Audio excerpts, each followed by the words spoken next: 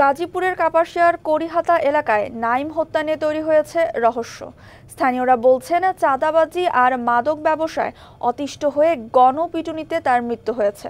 এদিকে ঘটনার পর থেকে গ্রেপ্তার আতঙ্কে বাড়ি ছাড়া এলাকাবাসী। আর পুলিশ বলছে, পূর্ব শত্রুতার জের ধরে এই হত্যাকাণ্ড।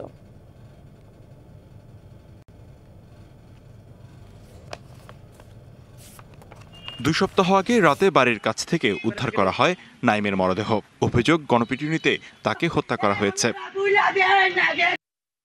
ঘটনার পর 13 জনের নাম উল্লেখ করে কাপাসিয়া থানায় মামলা করেন নাইমের মা মমতাজ। এতে প্রধান আসামি করা হয় প্রতিবেশী সোহেলকে। টাইলক্স টয়লেট ক্লিনার, যার অ্যান্টিব্যাকটেরিয়াল এজেন্ট টয়লেটের কোনায় কোনায় পৌঁছে 99% জীবাণু ধ্বংস করে। তবে সোহেলের বোনের অভিযোগ, 2 মাস আগে চাঁদা না দেয়ায় নাইম হামলা করে হাতের কবজি বিচ্ছিন্ন করে সোহেলের। এখনো চলছে চিকিৎসা। সোহেলকে ফাঁসানো হয়েছে বলে দাবি তার।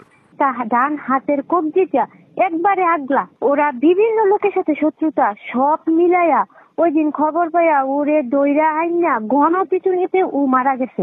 সম্পূর্ণ মিথ্যা বানুয়া টাকা। স্থানীয়রা বলছেন, নাইম ও তার পরিবার এলাকায় চিহ্নিত সন্ত্রাসী, জড়িত চুরি থেকে শুরু করে চাঁদাবাজিতে। আছে একাধিক মামলা। ওরে মেরে ফেলছে, ওর জ্বালায় অতিষ্ঠ হয়েছিল। এই মাদক ব্যবসা করতো, মানুষের কোপাইছে, আটকায় আটকে রাখছে, আবার ফোটলা বেচে আবার রাখিও দিছে। ওরা মনে করে মাদক ব্যস্ত, মনে করেন অনেক জায়গাতে লোকজন আইতো, মাদক নিত। এরপর মনে করেন এই এলাকাতে নামার আসলে মোবাইল টোবাইল রেখে দিত। পূর্ব শত্রুতার জেরে এমন হত্যাকাণ্ড বলছে পুলিশ।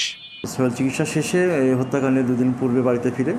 তো বাড়িতে ফেরার পরে সোহেল সেই পূর্ব শত্রুতার জেরেই তার সঙ্গপঙ্গতা বন্ধুবান্ধব নিয়ে এই হত্যাকাণ্ড সংঘটিত হয়েছে। এদিকে খুনের মামলার আসামি হয়ে ঘরছাড়া স্থানীয়দের অনেকে, খোঁজ নেই বাদীরও।